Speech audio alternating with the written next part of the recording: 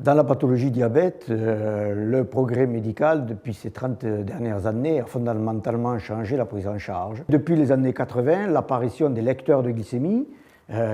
Ensuite, nous avons eu l'apparition des pompes à insuline. Et aujourd'hui, avec l'amélioration des techniques, nous avons aussi des pompes à insuline implantées. Nous avons aussi, je le dis, des médicaments, des molécules qui permettent de mieux équilibrer les personnes diabétiques qui n'ont pas besoin d'injection d'insuline au quotidien. Les avancées thérapeutiques aujourd'hui permettent donc aux diabétiques de parfaitement s'équilibrer à condition qu'ils soient un acteur de sa propre santé. Je commencerai par les dates. 1999, arthrodèse du rachis lombaire. En 2001, douleurs intenses qui me font rester alitée 23 heures sur 24. 2003, implantation de la neurostimulation médulaire. Je peux sortir de mon lit et rester 2 heures par jour dans mon fauteuil roulant. Mais ce matériel n'a une durée de vie que de 8 mois, vu ma forte consommation en énergie. L'implantation d'un matériel rechargeable qui me serait nécessaire ne peut pas se faire, il est absent du cahier des charges en France à cette époque. 2006, je bénéficie de l'implantation d'un matériel rechargeable avec une durée de vie de 9 ans au CHU de Poitiers. Les développements récents de la neurostimulation m'apportent depuis ces dernières années un soulagement extraordinaire de mes douleurs neuropathiques dans mes jambes. Les douleurs mécaniques rebelles de mon dos m'ont empêché de retrouver mon autonomie jusque récemment. Elles sont aujourd'hui soulagées par une adaptation de mon matériel de neurostimulation qui les couvre à présent depuis ma dernière intervention du mois d'octobre. Ma vie est transformée. Je marche pendant 10 minutes tous les 2 jours en moyenne et au quotidien je navigue dans ma maison sans déclenchement de douleur. Alors merci au progrès médical de me redonner une vie acceptable. Si on veut schématiser, on pourrait dire que pour les malauditions les moins importantes, il s'agit essentiellement de prothèses externes, d'appareils.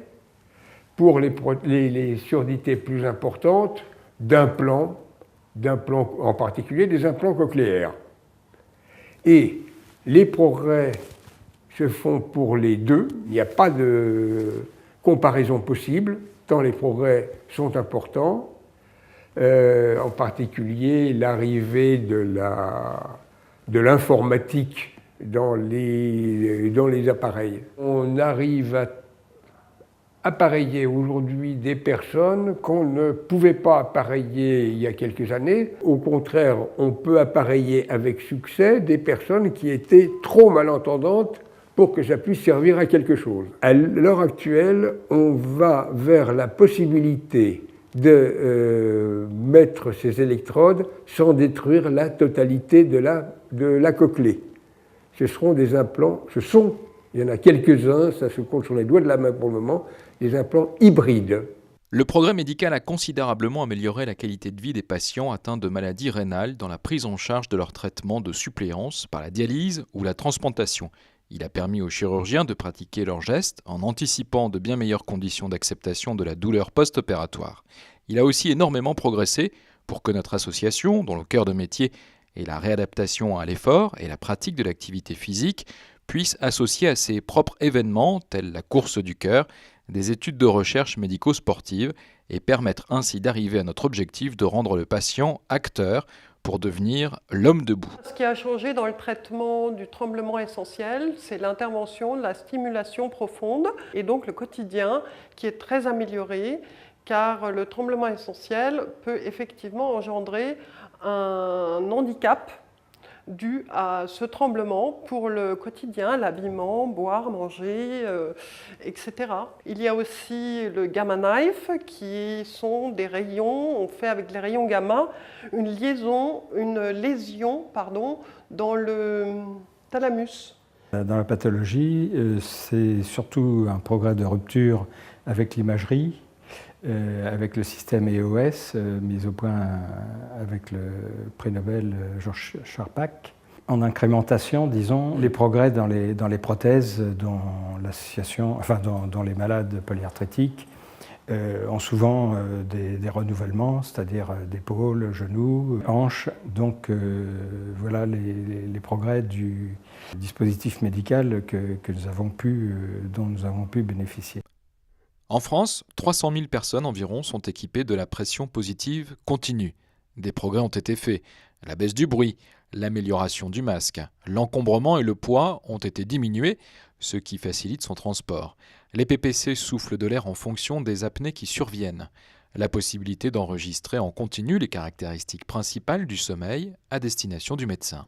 Les industriels travaillent à des solutions pour diminuer les gênes liés à la pression positive continue. La difficulté à s'endormir ou à se réendormir, les nuisances pour le conjoint, la bouche sèche, les maux de tête. Il y a beaucoup de cas qui demeurent encore sans thérapie. La seule thérapie, entre guillemets, qu'on pourrait avoir, c'est du matériel qui nous aide à lire, à écrire, à faire diverses tâches.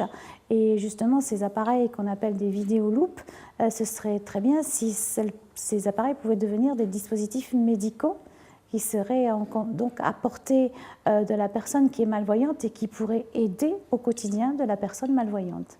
La prise en charge pluridisciplinaire et l'amélioration des connaissances médicales ont permis à des centaines de personnes atteintes de spina bifida d'augmenter leur espérance de vie et de passer d'une logique de survie à une logique d'autonomie.